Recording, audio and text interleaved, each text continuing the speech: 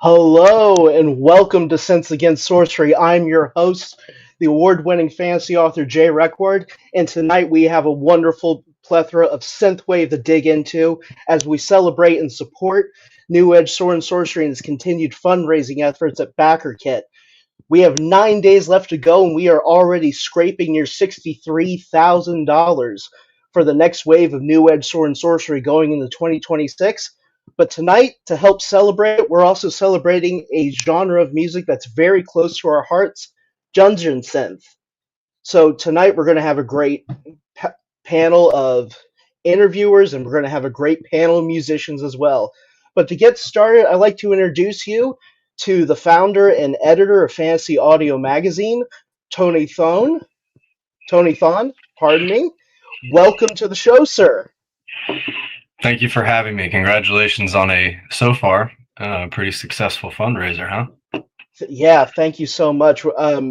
Oliver, who is the mind behind New Edge Sword and Sorcery and Brackenbury books, has put together some really successful campaigns, has done a great job, and is one of the main reasons we're here tonight. So shout out to Oliver. Tony, thank you so much for joining us. Dungeon Synth is such a big idea, despite it being such a tight knit scene, and despite it also being a very creative scene. But would you, to begin, give us a little bit of a brief history of the Dungeon Synth genre, or at least your time in it, and how it inspired you to found and create Fantasy Audio Magazine? Thank you for asking, and thank you again for having me. I don't know if I'm the greatest authority on the history of Dungeon Synth, but as I understand it, I won't claim that this is my own personal culture or anything. There's a significant, let's say, genesis in the world of kind of fringe metal, like black metal and Mm-hmm. obscure metal artists, like the early to mid 90s and things like that. And there's a massive and true camp of folks who came up with from that side of things. And I I always talk about it like there's kind of two worlds. Like there's that one, and then there's sort of where I came from and folks like me, which was more from the for me the video game side of things. Like when dark ambient or fantasy music became dungeon synth, who knows, like the last 10 years or so. But I think that there are things that you could retroactively or retrospectively label as such at your own peril, Of course. perhaps, uh, that all along, has been fantasy flavored electronic ambient music.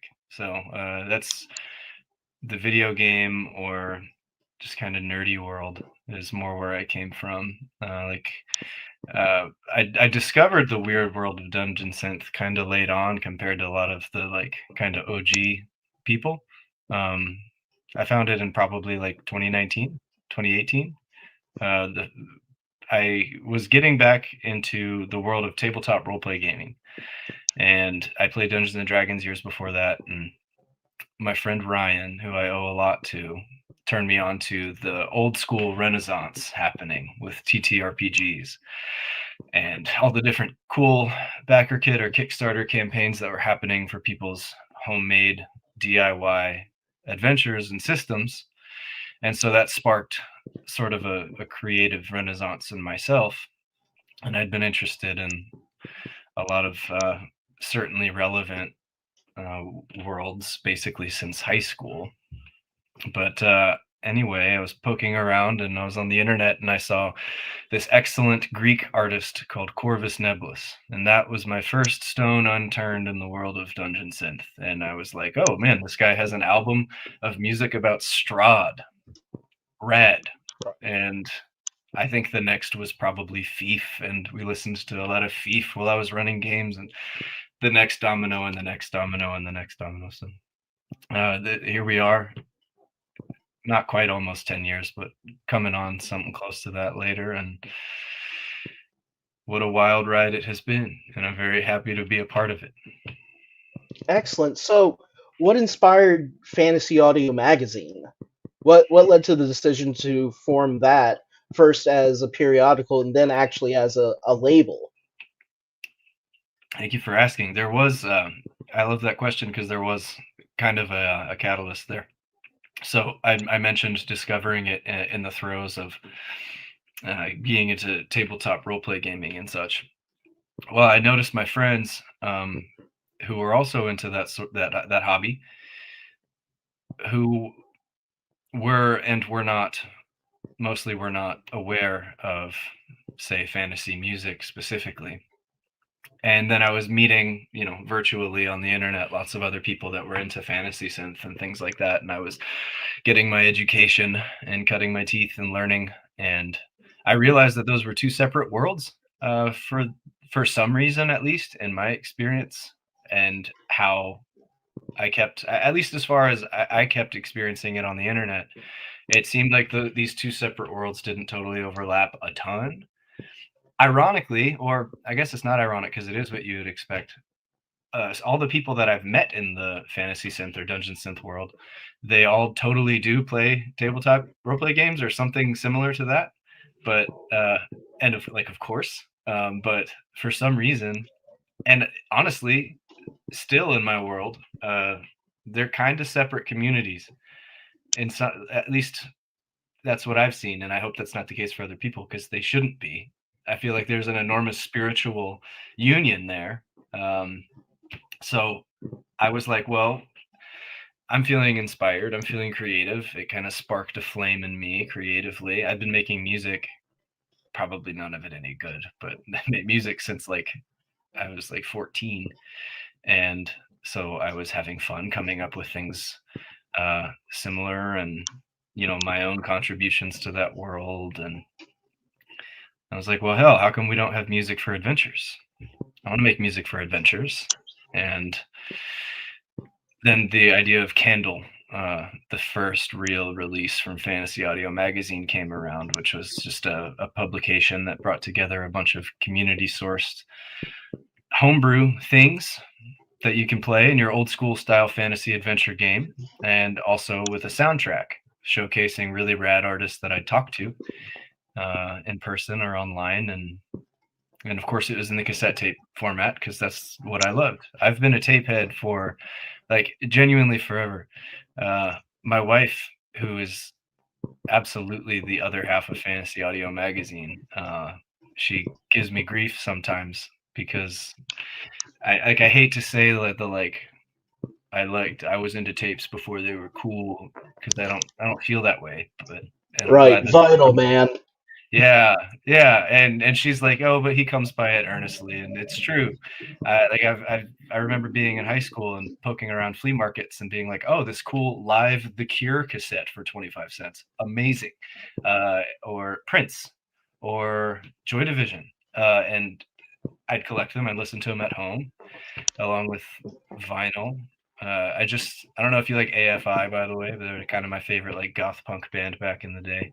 I just found out some records I picked up from angryyoungandpoor.com in high school are apparently worth a couple dollars. So hopefully maybe something like that can happen with, yeah, I saw someone's comment, Joy Division. Yeah, Hopefully maybe something like that can happen with cassette tapes. And I guess that being said, the Dungeon Synth world has embraced the cassette tape enormously, and I think that there's a reason for that.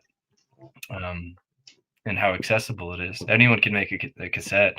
It costs a ton of money to press vinyl, and the right. same can be said for CDs, of course. But there's a certain panache, man, to cassette tapes. It's analog. It's warm. It's not perfect. It'll like degrade beyond recognition or audibility someday. I think that people kind of exaggerate how crazy that decay is. I think that your tape's going to sound great in 30, 40 years probably, but Right. I don't know. I don't know if that answers your question, but I No, love talking. that's great. Kind of stepping away from Fantasy Audio Magazine, for a second. One of Dungeon Synth's main draws comes from fantasy fiction, gaming, and as you mentioned, other forms of entertainment. What sort of fantasy drew you into the genre, and then to the music? Were there any particular books, bands, stories, TV shows, anything of that nature that really kind of grabbed you early on? TV shows and video games, definitely. I hated reading, and I'm actually a high school English teacher right now, which is a fun two Wow. sentences to say in a row. But I hated reading for the longest time. I was a Can I curse? Yeah, I was absolutely. I was a dog shit student, and um, Just to let I everyone know, yes, you can fucking curse. Yeah, but yes, I go on. I want to respect your platform, No, absolutely. I We are but I was respectable. Thank you. I was an awful student, and I think that that makes me kind of a half a wise guy as far as being a teacher sometimes, to quote Sopranos. But so I hated reading, and I think that school's really good at making kids hate reading, and I think that that sucks. But because I was that kid, we had something called AR points at my school, where you had to get a certain amount of points in order to get a certain amount of a grade from reading books and taking tests. And so I would read the big books to just get it done with. And my mom would help me read. I was very, very fortunate to have a great mother. And we'd take turns reading. And I was like, Lord of the Rings, this is a big book. Let's do this and I'll be done for like an oh, buddy. That's the trap. Yeah. And that's exactly what happened. And I loved it. And I remember when Fellowship of the Ring came out, my mom took me to the movies, and the rest is history. The books never changed a whole lot. It was well after college when I finally recreationally read books again. But all that time, TV shows and video games were a major influence as far as fantasy and all that. Like there was a TV show that I think might have been Irish that I was real big on back in like single digits age. It's either Mythic or Mystic, but let's say Okay. Mythic Knights of Tirnanog, Oh yeah, Mythic Knights of Tirnanog was great. which was so rad, and I watched it all the time. And lots of video games. Like I played the computer game Majesty all the time. I have it on my Steam Deck right now. Yes, great game. Final Fantasy, huge Final Fantasy head. It's not like sword and shield fantasy, but like I would personally throw in things like Resident Evil into that. Certainly fantastical, and it's having kind of a moment right now with Requiem. So shout out to the Capcom team for doing another cool one. Right. But that's kind of what brought me where I am here. Nobuo Uematsu, composer for the classic Final Fantasy games, huge musical influence on me to this day. Absolutely. Yeah, and I've consumed more fantasy as I became an adult, but those seeds were always there. Awesome. So, jumping back into Fantasy Audio Magazine, it went from a periodical to a label and a press, and has since then put out many successful shows that have drawn attention to new artists in Dungeon Synth. Considering that the scene is still small but is so incredibly passionate, what do you think has helped bring along its growth?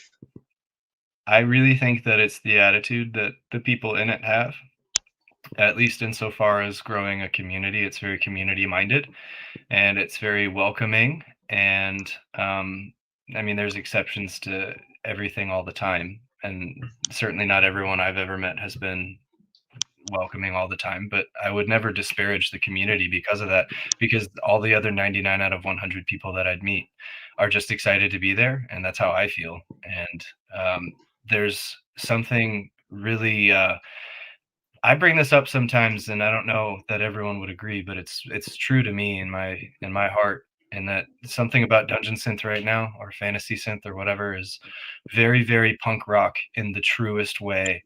At least insofar as if you like this, you can go home and make this. If you're feeling inspired, it's not like it's super popular, so there's not a lot of people that are in it for the fashion or anything. So if you're genuinely inspired and you think it's really cool and it sparks something inside of you, you can go home and make it. There's a lot of free resources. You don't need to necessarily be, you don't necessarily need virtuosity to accomplish it, or even expensive hardware or anything. You don't necessarily even need to learn guitar, for Pete's sake. And there's something about that I would like to preserve, something about that excitement and the open door nature. As long as everyone is respectful and here for good reasons and loving and inviting. I always say that I would much rather be inclusive than exclusive. I have a hard time rationalizing social exclusivity in my mind, and I know that probably not everyone agrees with that, but unless someone has a reason, like they're dangerous or they're harmful to other people, then I think that they should be allowed in this party. At least I want to check out your album on Bandcamp. I'll take a code. I want to listen to it. So Yeah, I think a lot of other people feel that way, and it being so heavily based in the internet, it's a perfect right. storm for a massive creative whirlwind, I think. Fantastic answer. So tonight we have performances from the Wandering ERVALD, the mysterious Gloamwalker, and the mighty presence of Wizards of Aldur to end the night. What other acts out there do you think people should be keeping their eyes and ears out for as they go along their everyday quests?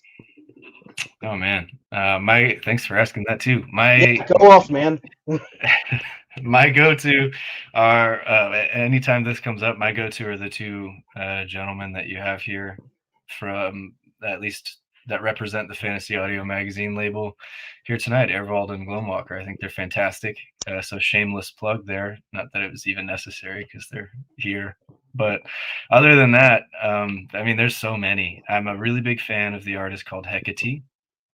He's very productive, and I put out 2 tapes, and this was not intentional, just happened because of how busy he is. Two tapes that were entirely separate projects in the same month, like back in October, and another one last week or 2 weeks ago. And he's so cool, and I've never had any kind of trouble picking his brain. We have talked a lot about music that we're passionate about outside of the Dungeon Synth world. Like I finally sat down, and people are maybe going to come for me for this one, but I finally sat down and listened to The Cure's Disintegration straight through for the first time, and it was because we were talking about music, and he was like, "Brother, listen," and I finally did, and it's so spacious and it's fantastic. Yeah, Caballero, yeah, Red, hello. Yeah, Happy we to have be here. fans, man. We have fans watching who are really into Dungeon Synth. The New Epic. Age Sword and Sorcery community loves the genre. As they should. I think that it's hand in hand. So Hecate, I will say that person's name forever and ever. But man, there's so many. There's an artist called Agna who's great with another uh, related project called Joyous Winds. That person and I have been speaking a lot lately for secret. Well, it's not secret anymore, but a certain event taking place in the Appalachian region that Oh rhymes with wow, Appalachian Schmungen Schmest. And so that's going to be really fun. People should check that out. But Agna is fantastic. Spife is not an up and comer, but I love Spife. A great, right. I want to say a friend of mine. Our paths have crossed so many times in these sweet organic ways. I played a show together with him not too long ago down in Orlando. That was great. He actually made this, so shout out to Oh, Spife as shout out, well. man. Yeah, the Ashen Codex I think is fantastic. One of my Ashen favorites Codex is lately. amazing. Right? Yeah, yeah, Yes. New York Epic Dungeon Synth. I love it. yes. And let's see, DM Xoro. I like that guy. His label is great. Dungeon Squid Productions. If you want like some random exciting up and comers, check out Dungeon Squid Productions. Great label. I could go Awesome. forever. I appreciate you asking. Nice. So Tony, thank you so much for joining us. That those are all of our questions, but thank you so much for joining us to discuss Dungeon Synth, Fantasy, and Fantasy Audio Magazine. But before we go, we'd like to know where our readers and questers can find you. And you put on so many live events. I actually have a question, but where can we find you out in the world, and where can our audience find you? I mean, check your local river. I'm probably like just sitting in it. Gotcha. Um, uh, I mean, I'm not really on a whole lot of social media, but there's of course the Fantasy Audio Magazine Instagram that it communicates with followers and subscribers and friends way better than the Bandcamp, and I've always felt kind of remiss about that. I'm bad at keeping up communications on the Bandcamp, but it's just me. I do pretty much anything Fantasy Audio Magazine related, whether it's the live shows or the monthly new music. Um, and so far we've had a pretty good streak of quality and quantity. Yeah. I like to think so. I'm trying to keep that up, and it's a lot of work, but I would recommend keeping up with those. My fake internet name Descender. There's a Kickstarter profile, I guess is the creator profile, I guess is the term, to Right. keep up with all the wacky experiments. Just wrapped up with the 4th installment of Candle, previously mentioned. So that'll be really exciting to get rolling out here soon. And let's see, where else can people keep up with me?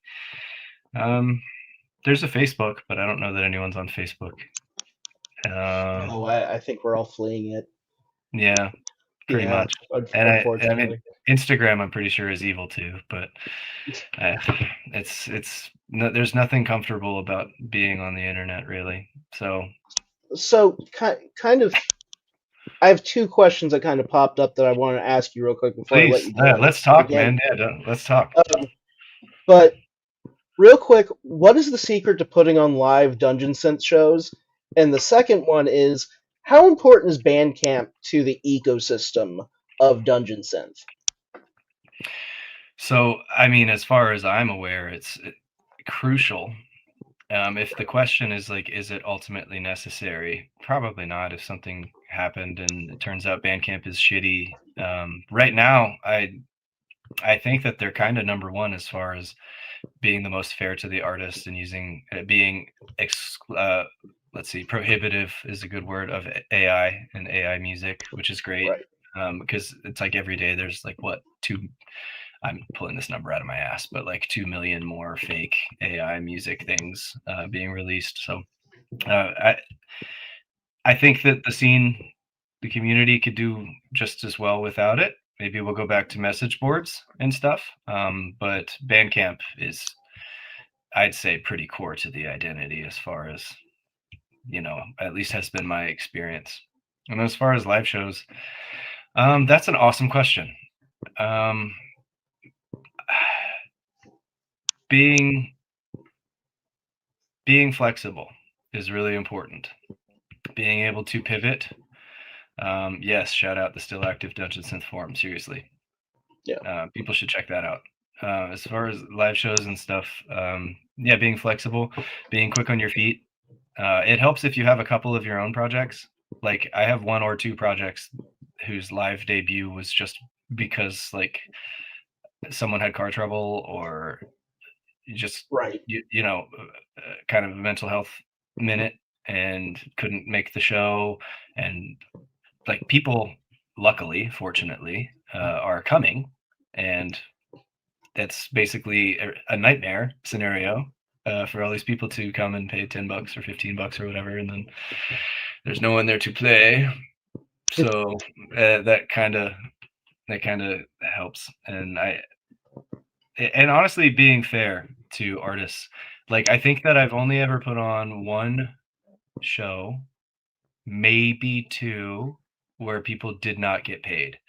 And that wasn't really because of me. That was kind of a requirement of the venue, or they're like, you can't take money, but we have a great crowd and just have people sell merch, and kind of early on in the doings of things. But I always try to make sure that everybody at least gets something. I don't totally agree with the like hardcore scene of like, we play for free and we sell shirts. Like, on the one hand, I understand where those people are coming from. It's about community and it's about accessibility, and like I'm for that for sure, but also this is a hobby that takes time out of people's day and life, and they're passionate about it and they care about it, but like nothing sucks more than, and I'm sure so many people that are with us right now can absolutely agree with what I'm going to say, but we all know the feeling of sharing part of yourself with the void of the internet and then not getting really anything back. You're just like, well, okay, I got that out of my system. I made an album. I made an entire tapes length creation, and like I wrote a book or I wrote a short stories. Yeah, something like that. Yeah. Yeah. So I don't know. It's really important to me to be a part of the void. So Right. there's others out there and you can hear something back, but also that it can be a rewarding experience for people and not just spiritually. Like, yeah, you made $100. That's amazing. You made that off of the sweat of your brow and or the sweat of your keys, I should say. And I don't know. I love the live shows. I love doing it. We have a sweet situation in Louisville right now, which is the smaller community of the two that I've been a big part of. The other being around the Cincinnati area for sure. And that one has grown pretty significantly. We have awesome shows.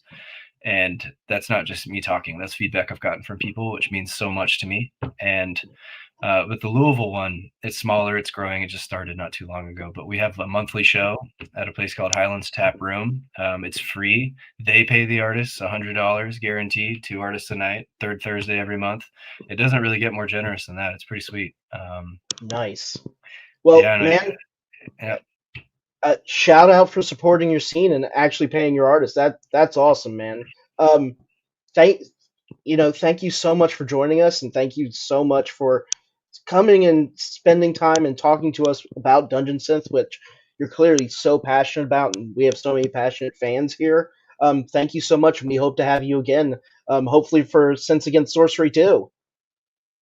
yes, yes. Thank you so much for having Absolutely, me. Synths Against Sorcery Supremacy, my friend. Excellent work. absolutely. Swords together, my friend. Have a good one. You too, buddy. Okay, everyone, thank you so much for sticking around and watching our interview with Tony from Fantasy Audio Magazine. Please go check out fantasyaudioMagazine.com. You can see the address right there. And let's check in. We're still scraping close to $63,000 for the crowdfund campaign. So if you're still looking to join, click on that link below, the backerkit.com link, and please come and support New Edge Sword and Sorcery. We have an artist coming up soon who Tony just mentioned, who is part of the Fantasy Audio Magazine family. Next, we have an artist directly from the ranks of Fantasy Audio Magazine, a fresh adventurer to the Dungeon Synth scene who broke out in pardon me, who broke out in 2025 with Recollections of a Novarian Soldier and came out with a follow-up release, Journey to the Far North. Let's welcome ERVALD. Hello, everyone. This is my first song with the Steam Civilization for the first time.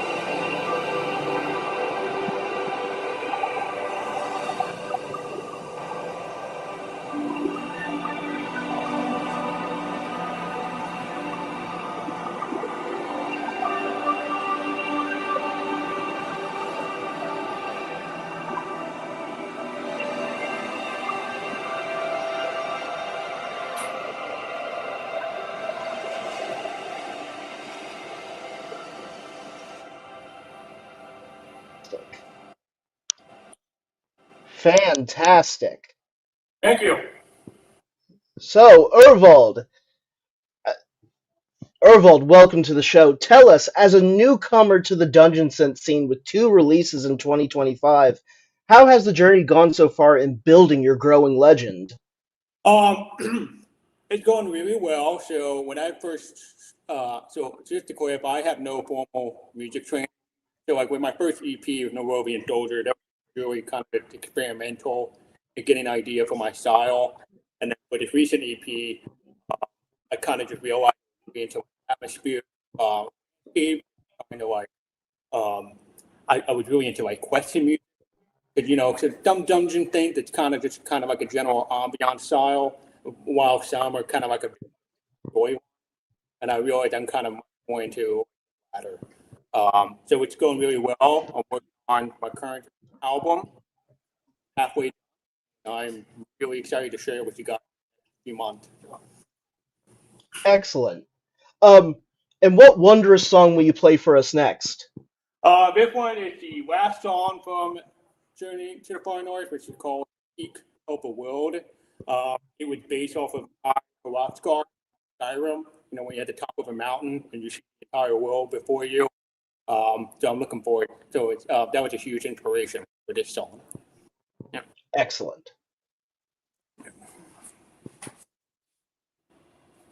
Never forget to hydrate, travelers.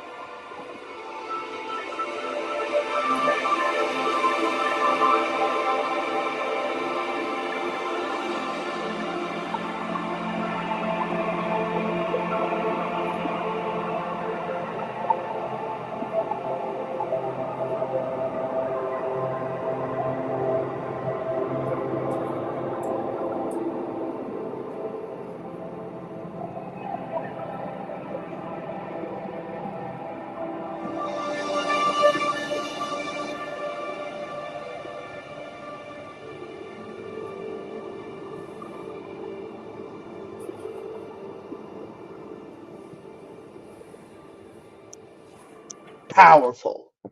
Yeah. Another fantastic tune for the Dungeons and Tales alike. And speaking of Dungeons and Tales and scholars, tell us about the origins of ERVALD the Scholar. Yeah. What Oh, books, music, and perhaps games inspired your stories and travels through the lands of Vermiso? so ERVALD is a long running name I use. I've used it for a D&D character a while, but for me, ever familiar with the Varmus book by Plackboo? Oh yeah, I'm slightly familiar with it. Yeah. D&D world was heavily based upon those books, and and when I first found out the book, the author had a Spotify playlist that had a lot of atmosphere and dungeon, which is how I found out about it. And but there's some influences based on that, but there's a lot of other influence that I put into my D&D world. Classic like Lord of the Rings, Skyrim. I love Witcher 3 and books. Um, and then I would say recently I've been reading a lot of Brandon Sanderson, so there's some influences of like Mistborn and my archive. But growing up, in addition to um, Lord of the Rings, my two other like fantasy game I love to play a lot were Legend of Zelda, and the other one, which I think is criminally underrated, is Castlevania. Not traditional fantasy, but there's a lot of element of it that it kind of reminds me of Ford and Sorcery, which I love. So. Nice, fantastic. Um, for your final tune, what shall you be playing? I will be playing a song from an unreleased album. I'll tell you a little bit about it. It's called "The Ballad of Sir Gilius the Lost." He's a soldier that come home from war, find the love of his life, and he goes on a dark quest to gain power to try to carry out the revenge. And he finds that it corrupts him, and he dispels the oath, and he finds the true executor of the love of his life. And the song, is he successful? Does he die? Does he join her in the afterlife? Who knows? But it's a victorious ending nonetheless. Fantastic.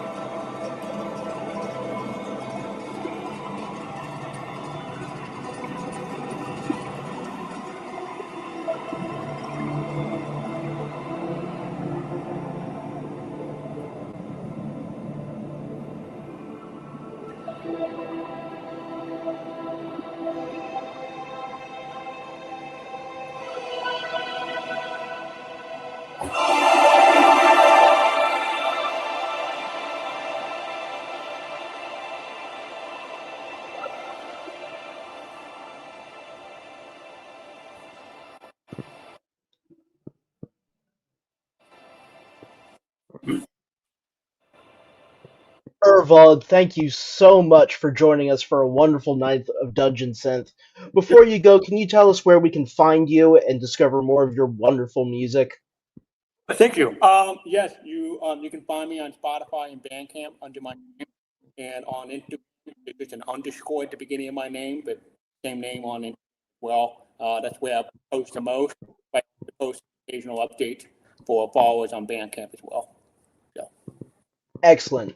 Thank you so much for joining us, and we hope to see you again somewhere down the road in all of our quests. Thank you. Thank you for inviting me as well. Absolutely. Well, everyone, we have our next act coming here soon. We're going to give him a little bit more time to get ready, but until then, let's check in on the crowdfund. Only $26 more, and we'll hit $63,000 for the New Edge Sword and Sorcery crowdfund. We can find that. We can reach that goal. We can hit that height. So until then, everyone, check out the link below, and we're getting ready for GLOAMWALKER up next. Yeah, Castlevania shout out.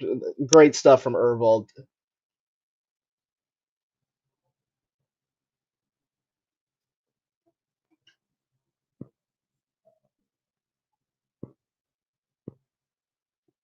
All right, we're almost there.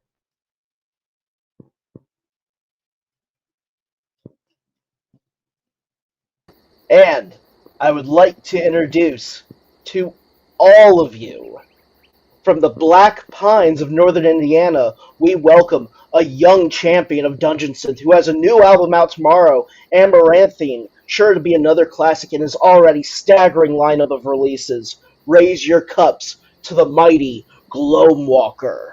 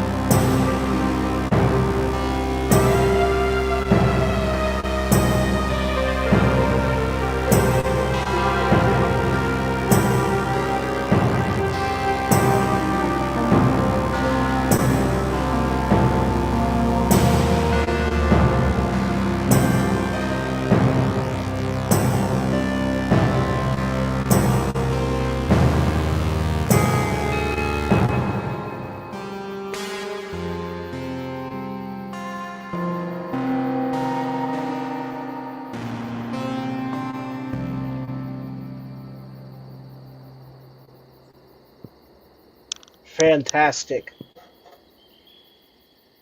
Thank you, thank you. Whoop. Let's turn that off. Gloamwalker. What's up? Gloamwalker, thank you for joining us on this auspicious evening of Dungeon Synth. I am happy Tell to be us. here. Fantastic. Tell us, how have the Black Pines of northern Indiana influenced your music? And what wider influences would you cite on your journey as a musician? So, I'm originally from Lancaster, Pennsylvania, which is, if anyone's familiar with it, it's from southeastern side. Very mountainous and also very flat, very diverse landscape. I moved to Fort Wayne, Indiana, with the Black Pines region, about almost 4 years ago now, and kind of a shell shock when how flat it is in Indiana.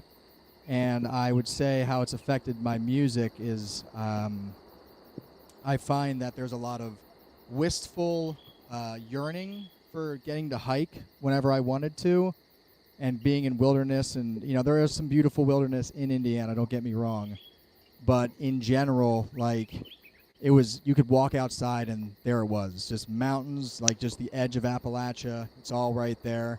And, it was like 30 minutes to like all these beautiful places. And so I just missed that. As a musician, I mean, I've been I've keyboardist since 2020, because nothing else happened in 2020 that would cause everyone to be stuck in a place learning synthesizers.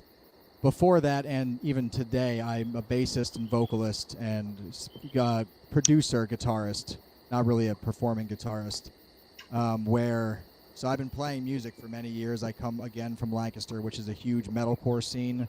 August Burns Red's from there, if anyone's familiar, and so that's kind of I've been kind of brought up in genres that just made it easy to kind of get in and understand how to do things. Dungeon Synth in general, I mean, I've been a fan. I'm a D&D player like most people, and I used to listen to hours of just fantasy music, and it eventually spiraled into, Realms of Magical Sorrow and all these other like late, Renaissance era Dungeon Synth projects, and that's kind of I've loved electronic music, have since I was a little kid, since I saw Interstellar from Daft Punk and Leiji Matsumoto, one of the greatest animes of all time, and that really got me into electronic music, and that kind of spiraled into I love fantasy, I love metal, and I love dance music. So my stuff kind of all revolves around that. Fantastic. And what is this next song? If I remember, I think I'm going to play off the new record Amaranthine. I'm going to play a soliloquy amongst silent spheres.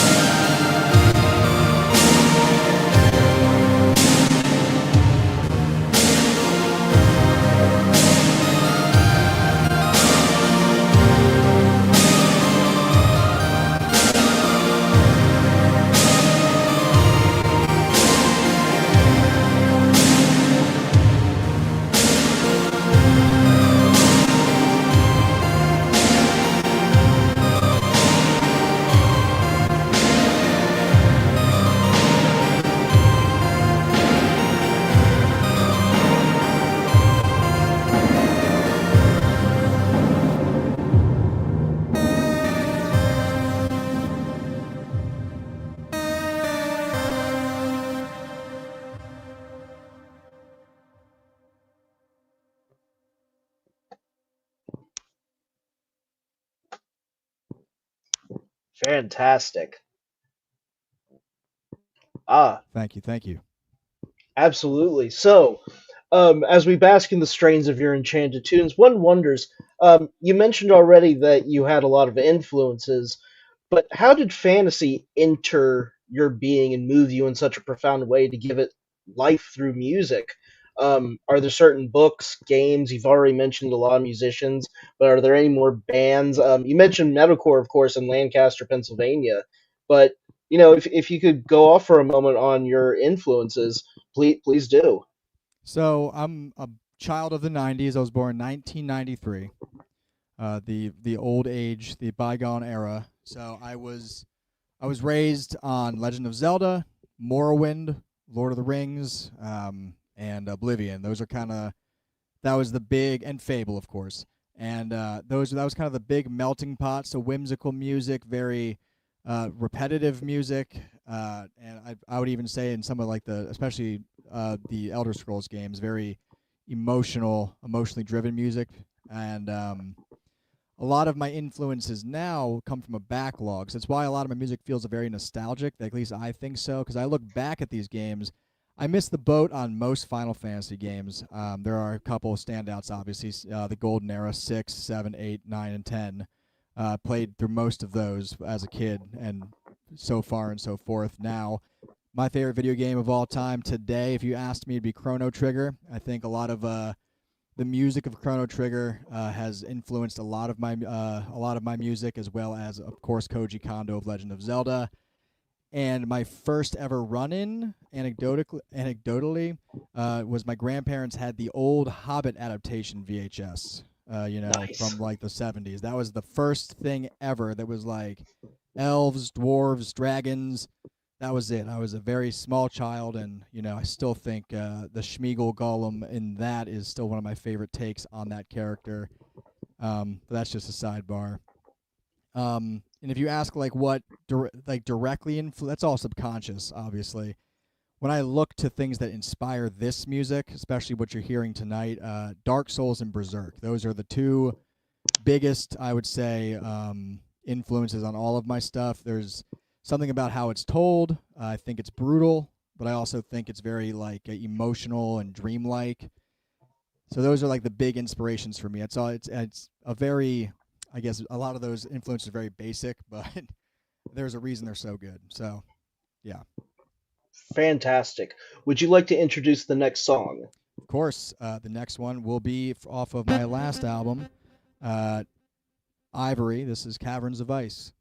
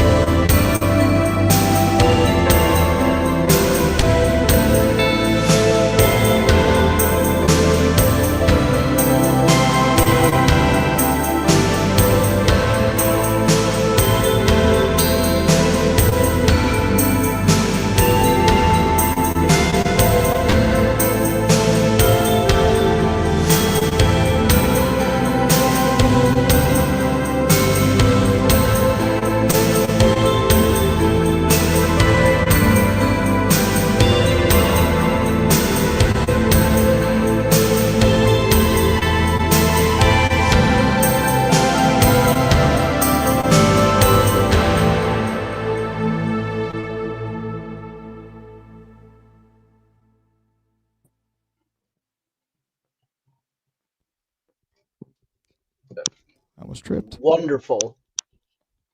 Thank you. So tell us, Gloamwalker, about you have a new album out tomorrow, I do. 2026, entitled Amaranthine.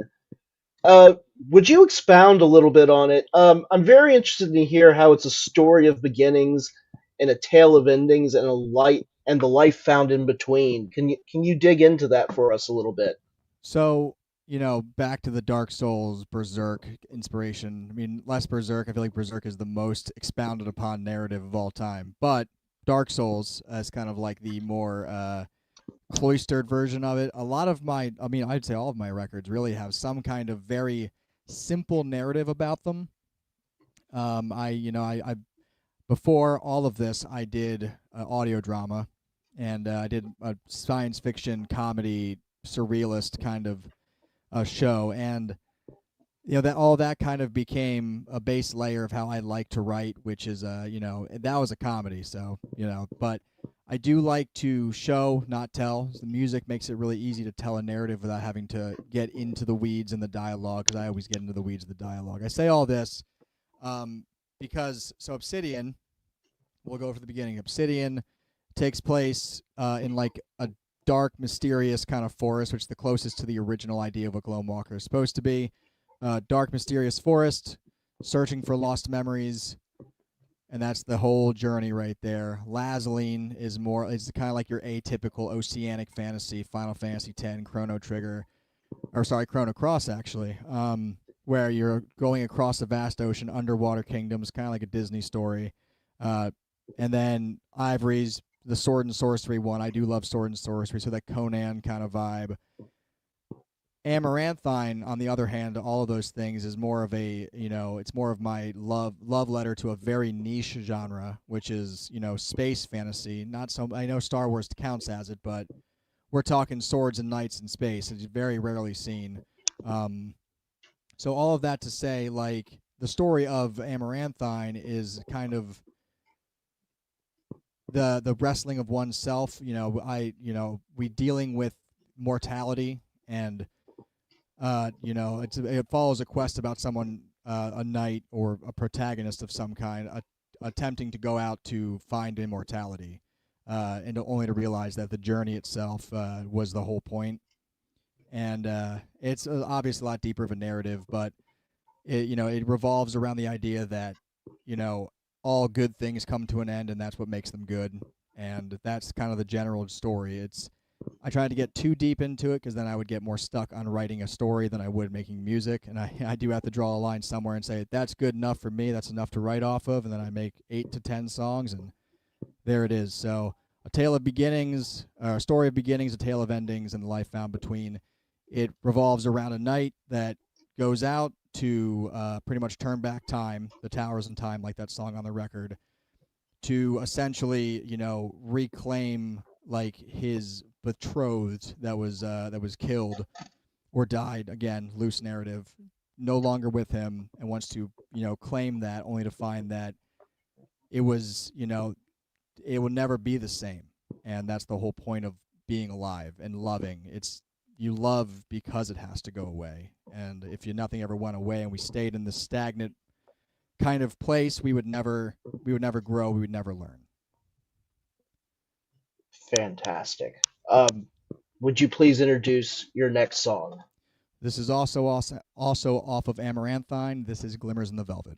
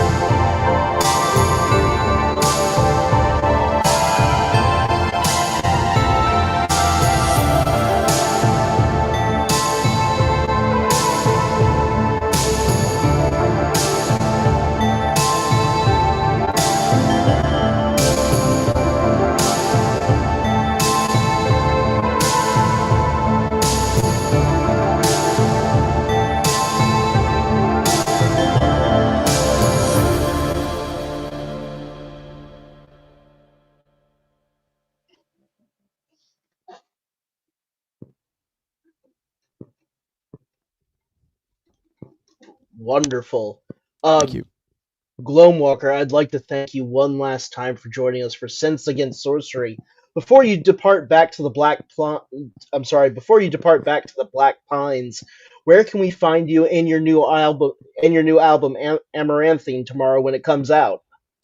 So I try to be on every social media site. The best one for me is Instagram. So if you ever want to reach out or follow me in the journey of all the new records I'm working on, follow me at GLOAMWALKER. Easy enough name to find, I guess. As for Amaranthine, it will be out tomorrow at midnight, wherever you listen to music. Fantastic. And one last song before you go. What shall it be? I would say my favorite song, The Ballad of the Bleeding Moon. Correct.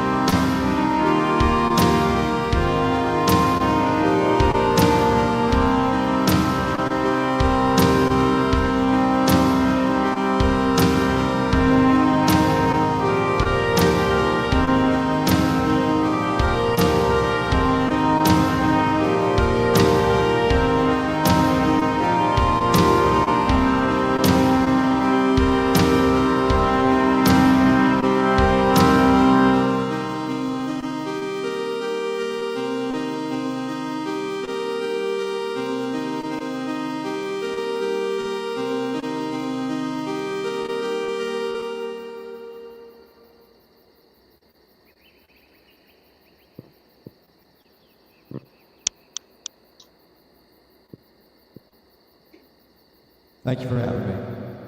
Fantastic. Thank you so much for joining us. Everyone, the mighty GLOAMWALKER. Everyone remember to check out their album Tomorrow, Amaranthine, at Bandcamp, at IG, wherever music's sold. Thank you so much for joining us, my friend. Thank you for having me. Ah, awesome. So, our next act, our main event, is Wizards of Aldur. Unfortunately, Wizards of Aldur was unable to be with us here live tonight, so we have a pre-taped segment with an interview and their performance. So everyone, please enjoy.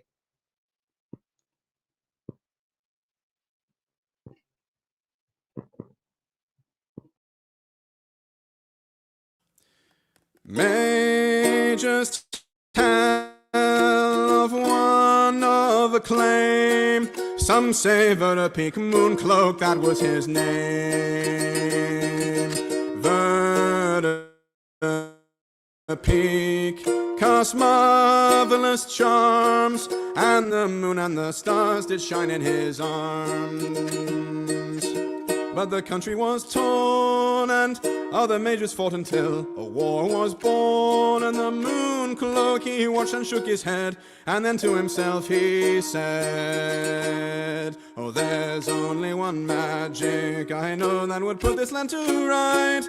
That little magic that lives inside the hearts of heroes who have all the will to fight. And I swear by my Mooncloak that I, Verda-Peak, will see it done. That little magic that wizards cannot cast, I'll cultivate for the good of everyone. Day by day the wizard went, murmuring as a beggar, haggard and bent.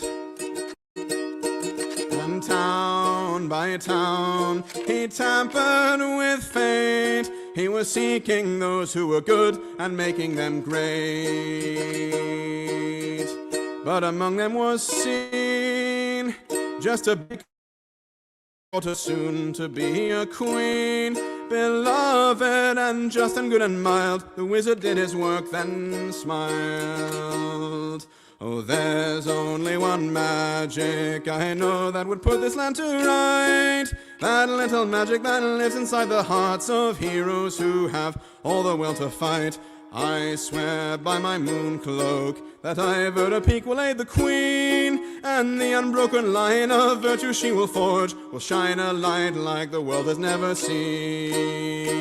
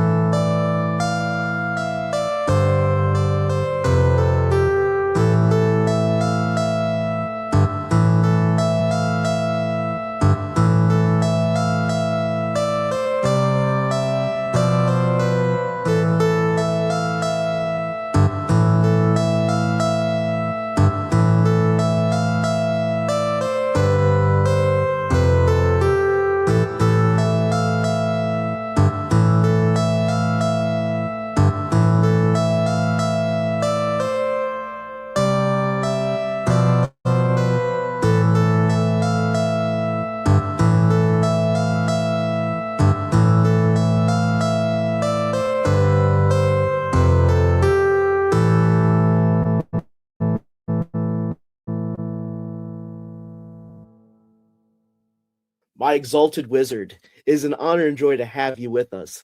As a grand veteran in the Dungeon Synth genre with many fabled releases, what keeps the passion behind the Wizards of Aldur burning bright into 2026? Well, thank you for having me, Jay. I really appreciate it. I wanted to first of all say thank you for the glowing introduction. That's very kind. I certainly don't feel like a veteran. I've for me, one of the things that keeps me going with Dungeon Synth is just the fact that I love the genre. I love it a lot, and I have a lot of respect for the music that came before me. Like I genuinely love the music, and that's why I make it. So that's the first answer, I suppose, is just I keep making it because I love it. And for me, it's an escape. It's an escape from the world. It's an escape from the stresses of life. And it's also just a tribute to all of the things that I love in the world. I suppose that in modernity and in, the highly industrial world in which we live, there's a desire amongst many of the people who listen to Dungeon Synth for a kind of folksy approach to music. Absolutely. I see Dungeon Synth as a continuation of kind of folk music, prior to the 20th century, but with the technological advents and inventions of the 20th century. So while we have, in folk music pre-1800s, we would use the folk instruments, the instruments that were available to the people.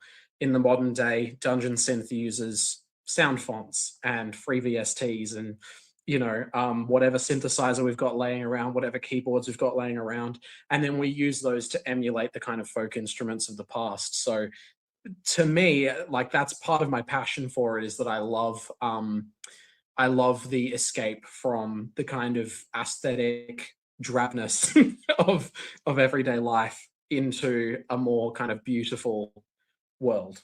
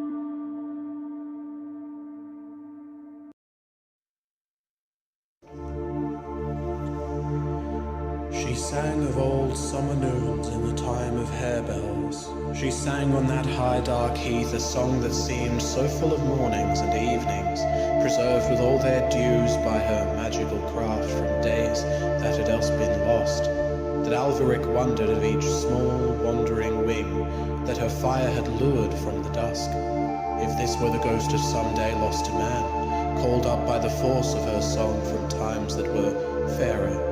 And all the while the unearthly metal grew harder, the white liquid stiffened and turned red, the glow of the red dwindled, and as it cooled it narrowed.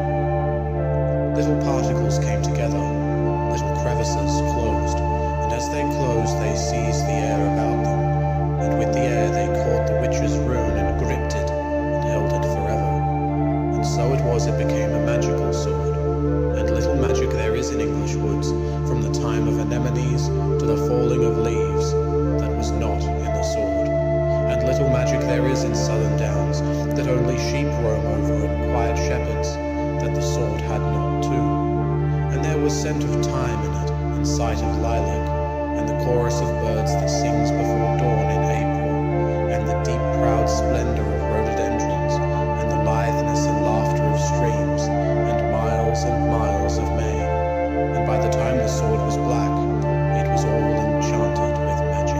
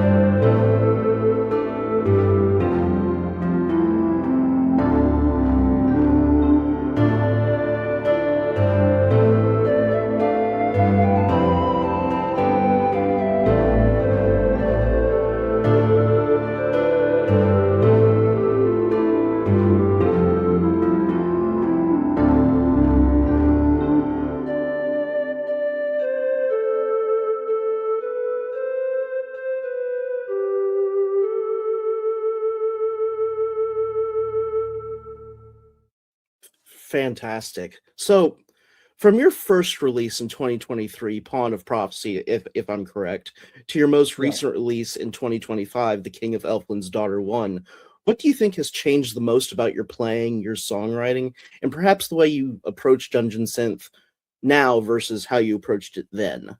It's an interesting story. So I, as you may know, I have many different artists, many different artist names. Wizards of Aldur is my main one, but it's not my only one. And the first ever album I created on an online DAW called BandLab. Now, I have a degree in audio and I have a background with using, DAWs and FL Studio and all of that. I come from an EDM background. So I've made lots of albums before.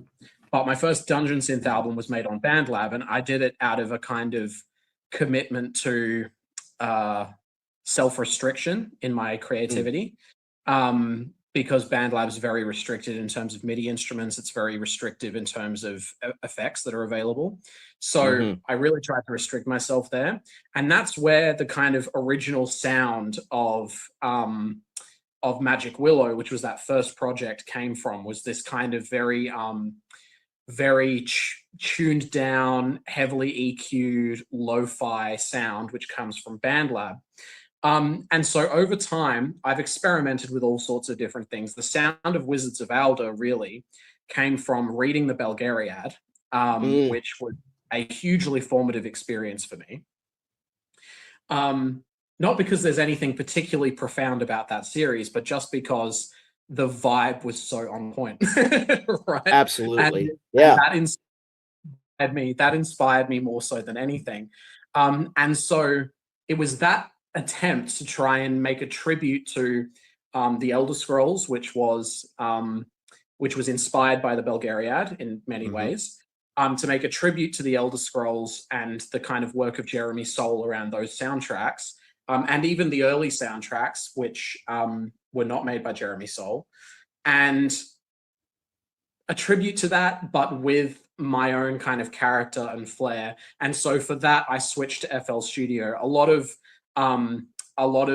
my earlier albums are FL Studio, and over the last few years, definitely up until 2023, almost all my music was made on FL Studio. I ended up finding, though, and this is what I've been finding over the last 2 years, is for convenience sake, I need to be able to work on my laptop. I have a Mac, so GarageBand has been more my speed in terms of how busy I am.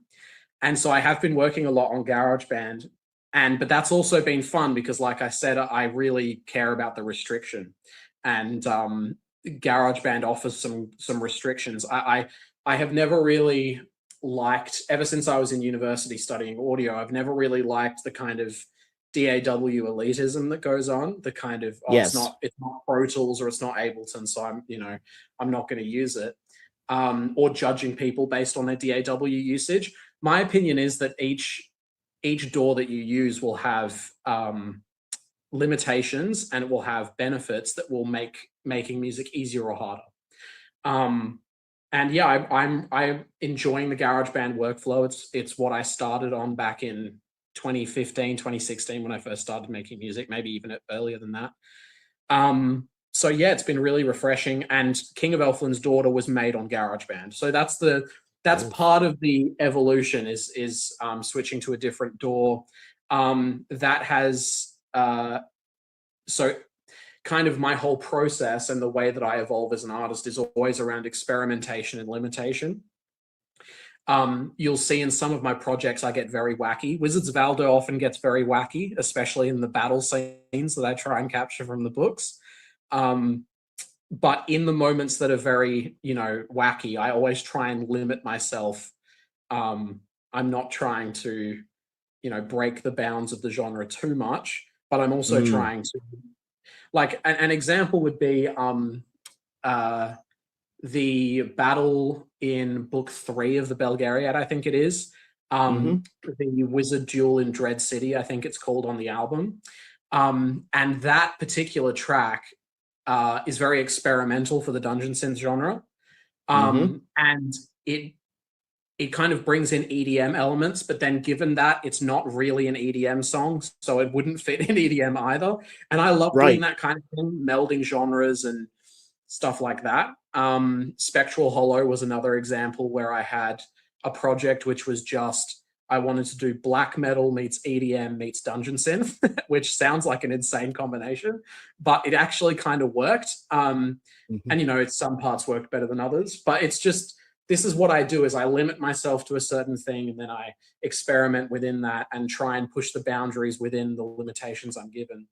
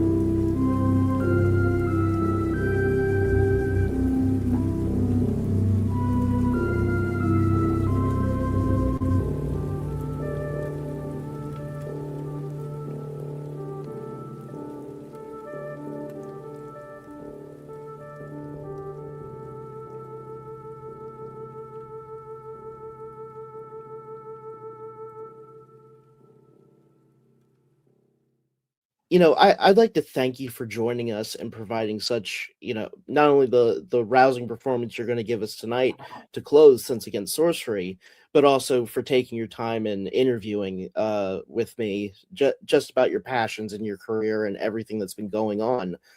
Thank you so much. But before you depart to go and spin more magic, tell us about this new release that's coming out. All right, so this new release is inspired by my love of Warhammer Fantasy. I have created an album about the dwarfs of the Mountain Holds. The album will be released on Bandcamp and YouTube within the next 12 hours of this going live, of us going live. And it will be out on all streaming services as soon as possible, because they can be a little bit skullduggerous with the way that they release things. New King of Elfland's Daughter albums should be coming out soonish. And when I say soonish, I hope within the next 6 months, but like with my schedule, often it can be like 2 years. So we'll see. I make a lot of different music, so we'll see when I get back to it. But the other thing is potential for branching into other things on my reading list as I feel the inclination to read them. So the top of my list at the moment for things that might get an adaptation in the future is Malorian, Live Ship Traders by Robin Hobb, and Shadow March by Tad Williams. So those are the fantastic. So those are the kind of top of my reading list at the moment that I've like dabbled in and felt that they would work really well as Dungeon Synth albums. So we'll see where we go with there. That's just like a little tease, but we might go down that route at some point. But thank you so much for doing the interview, Jay. I really appreciate it. It was an honor to be able to come and do this. It's actually very rare. I don't think I've ever been able to talk about just like my players that have inspired me, because I think that my music's it's going to be for some people, but for me, what's really interesting is where we sit within this greater conversation. And my music is just really the outcome of 3 decades of Dungeon Synth and, a century of fantasy.